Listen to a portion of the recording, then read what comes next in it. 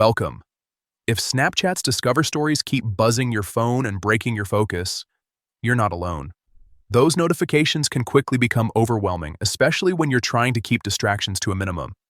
The good news is you can easily mute them on your Android device in just a few steps. Let's walk through exactly how to do it. First, open your phone's settings. This is where all your device controls live, including how apps send you notifications. Once you're in settings, scroll down and tap on apps. Depending on your device, this might also be labeled as apps notifications, but the idea is the same. Next, find and tap on Snapchat from your list of installed apps.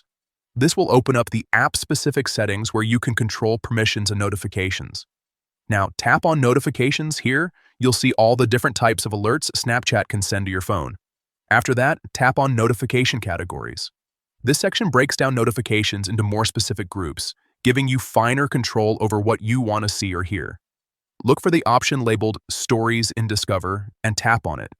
This is the category responsible for those Discover story alerts. Finally, select Silent. This will mute the notifications so they no longer make sound or pop up prominently on your screen, while still allowing them to exist quietly in the background if needed. And that's it.